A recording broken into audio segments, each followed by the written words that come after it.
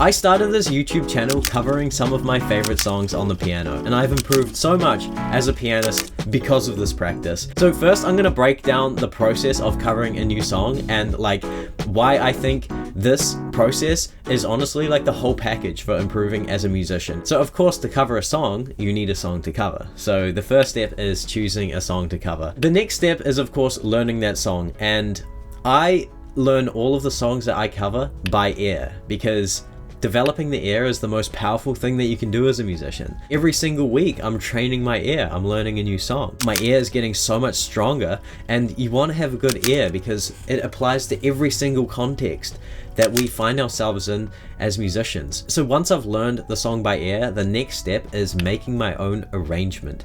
And this is where the creativity comes in. So I think this really depends upon how you're going to approach your cover. And there are different approaches to covering music, right? You could cover it exactly how it is, the song, you know, on your instrument, or you could do what I like to do, which is to make your own creative spin and put your own flavor into a piece of music. And I think this is so great, and I highly recommend doing it this way because it's actually a way that you can practice composition.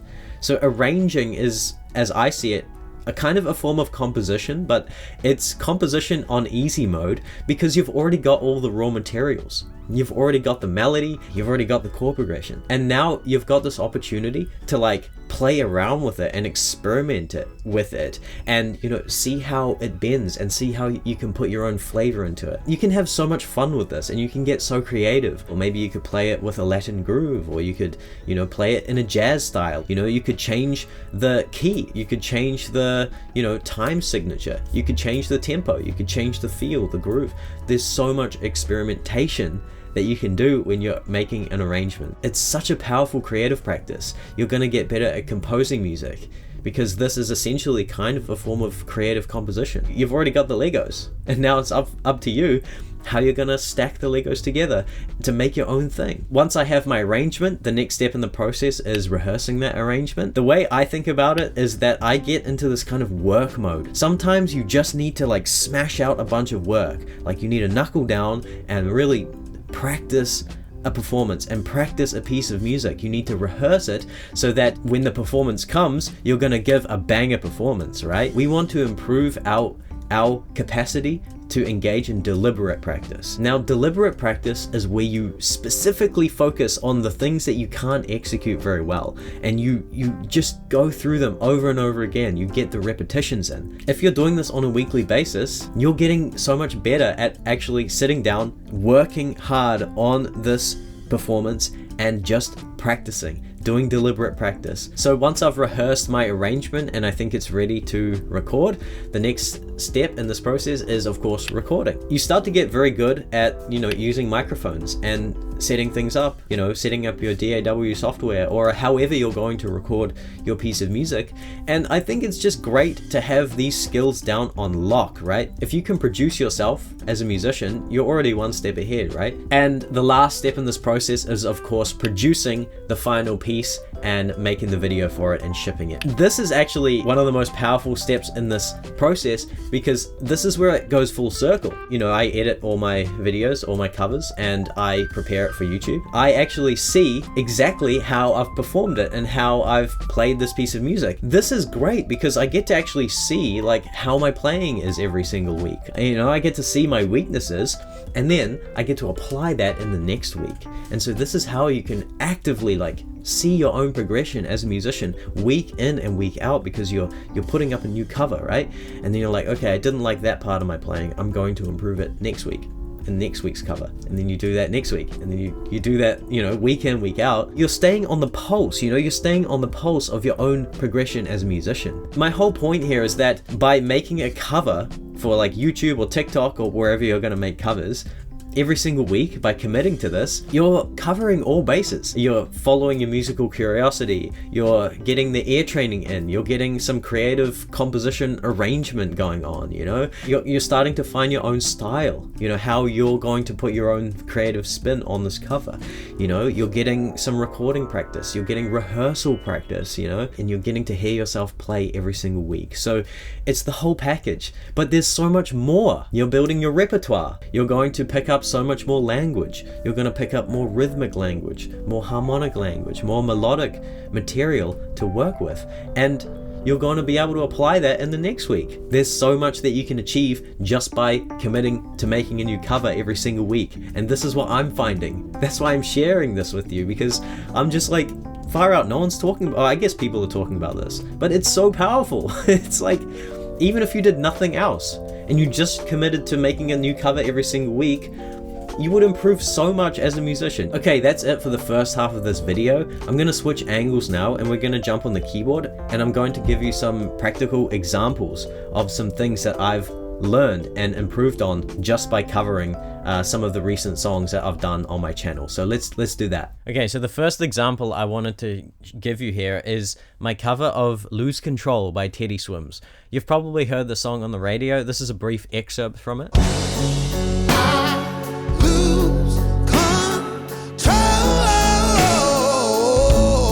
So in this cover, I wrote this really epic like solo for it, and I'll just play you a little bit from that.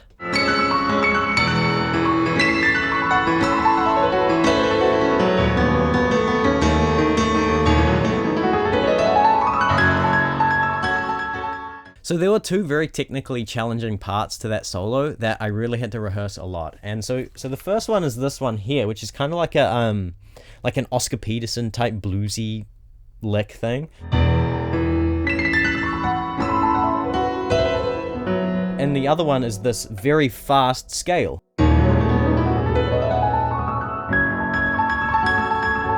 To practice these very technically challenging things, what I did was I played them at an extremely slow tempo, just very slowly, to really fine tune the movements of the fingers and the placement of the fingers, right? So I was like...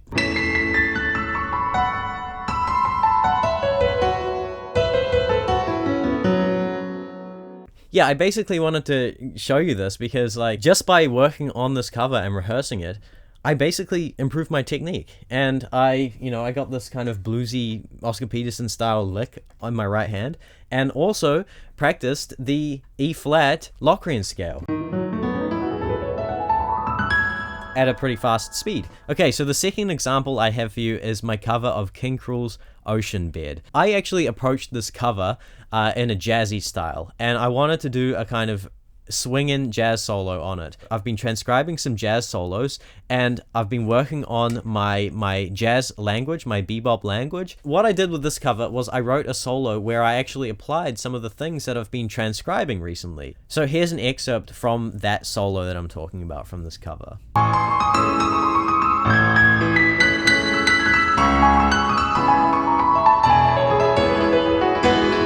This solo ends with this really epic bebop line, okay? And that's this here, right?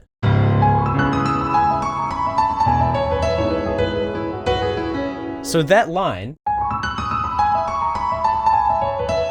I transcribed that from the solo that I've been transcribing, which is Sonny Stitt's solo on Au Prévoir with Oscar Peterson. And I'll play an excerpt from that, exactly where I got this line from. So this is where I got it from here.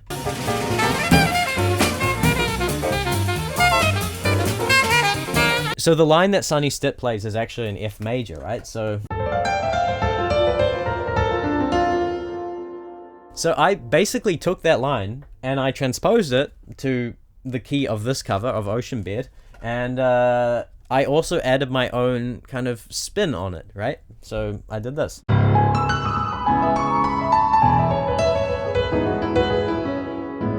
And I wanted to give you this example because this is a way that I was able to integrate that new language that I've been learning into my playing, right? And I think this is so powerful and very important because, you know, when you're practicing and when you're learning new music and new material, it's one thing to learn new material and new language, but it's a whole nother thing to actually integrate it into your playing. You know, like if you don't integrate it into your playing, it's not going to come out naturally, right? So you need a practical and very, active and consistent way to get new material, new ideas, and new language that you're learning into your ears and into your fingers. By making this cover, And by doing this like consistently every week, that is how I'm able to actually apply this new language and integrate it into my playing so that it comes out naturally. And that's how I'm kind of improving my jazz chops. I'm transcribing new stuff. I'm actually writing those new licks that I learn into these covers, and I'm rehearsing them and performing them. And now I love this lick. I'm gonna put this everywhere because I love it. It's so cool, right?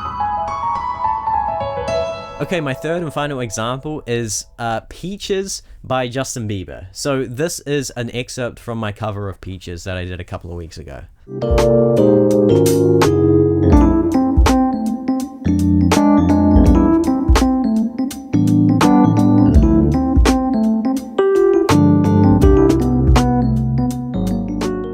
So I actually had so much fun making this cover because I was able to really experiment with the material. This is what I was talking about earlier, right? When you're making an arrangement, you already have the material and you can like explore that material from all different angles. And with this cover in particular, I really focused on learning some new kind of harmonic language and trying new things out. And I discovered so much new stuff, and I'm going to show you some things that I learned, right? So the chord progression is actually quite simple for this tune. So it starts with F major 7, then it goes down to E minor 7, then D minor 7, then C major 7, and it kind of goes back up, right?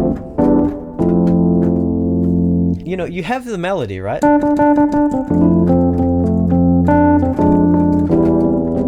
What was that? That's already a bit of a change. So this is actually what I did here was this F major is actually the 4. This song is in C major. That's where it feels most at home, right? So you can do this thing where you go major 4 to the minor 4 to the 1. I kind of did that here. I went from like the major 4, turned it into a minor, and did a, C over E. So it was kind of like a minor 4 to 1 relationship. So that's one example of how I like explored the harmonic framework of this piece. Another thing, if E minor, D minor, 2, 5, 1. That's another thing. And you could do this thing here, right? I went up here. So that's kind of like another 2, 5, 1, right? E minor, A, D minor. And then tritone substitution, another example of exploring different harmonic concepts. One thing I did in particular was I wanted to explore as many ways that I could go from the C major back to the F. And I found that you could make so many different ways. For example, right?